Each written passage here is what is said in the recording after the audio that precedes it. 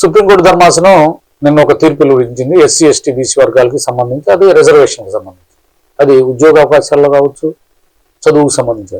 ఏంటి ఆ ధర్మాసనం చెప్పింది ఏంటంటే, మనం ఏదైనా ఉద్యోగానికో లేకపోతే చదువుకు సంబంధించి పీజీలు ఏదైనా రిజర్వేషన్ ప్రాతిపదిక మీద ఒక విషయం వెలువచ్చింది.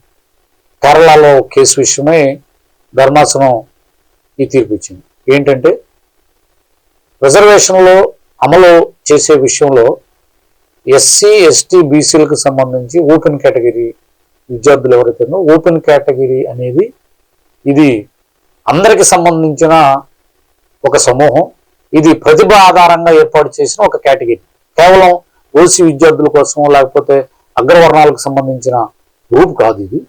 ఇది ప్రతిభ ఆధారంగా, అంటే ఎవరైతే బాగా ప్రతిభ కనబరించి మంచి కటాఫ్ మార్కులతో లేదా ఎవరైతే మంచి మార్కులు సాధించి తమ ప్రతిభను కనపరుస్తారో వాళ్ళ కోసం ఏర్పాటు చేసింది మాత్రమే అది. వారి సమూహం కాబట్టి ఇది రిజర్వేషన్ ఫలానా ఎస్సీ ఎస్టీ బీసీలు ఈ ప్రతిభ ఆధారంగా గుర్తు చేసిన గ్రూప్లోకి రాకూడదు అనేది ఏం లేదు. ఇది 14వ అధికరణ రాజ్యాంగంలో వ్యతిరేకించినట్టుంటుంది. కాబట్టి ప్రభుత్వ ఉద్యోగాలకు అందరూ సమానమే అనేది సుప్రీంకోర్టు తెలియజేసింది. ఇందులో ముఖ్య విషయం ఏంటంటే, వయో పరిమితి, ఫీజు రాయితీ వంటి ఎలాంటి మినహాయింపులు పొందాల్సిన అవసరం లేకుండా రిజర్వ్ కేటగిరీ అభ్యర్థి జనరల్ కేటగిరీ అభ్యర్థుల కన్నా మెరుగైన ప్రతిభ ప్రదర్శించినప్పుడు అతన్ని ఓపెన్ కేటగిరీ అభ్యర్థిగా పరిగణించాలని స్పష్టం చేశారు. అంటే విషయం ఏంది, జనరల్గా మనం ఏదన్నా మెరిట్ ఆధారంగా సీట్లు కేటాయిస్తారు. అంటే పలానా వర్గానికి ఇన్ని సీట్లు, బీసీలకి ఇన్ని, ఎస్సీ ఎస్టీలకి ఇన్ని, ఓసీ కేటగిరీ అన్నారు.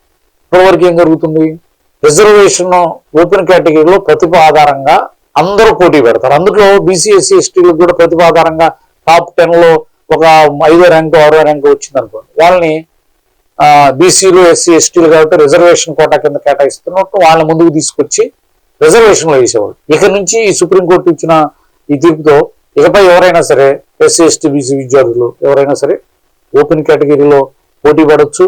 దాన్ని రిజర్వేషన్ కోటాలో ఇక నుంచి చూపించడం కుదరదని సుప్రీంకోర్టు ఈ సందర్భంగా తీర్పిచ్చింది.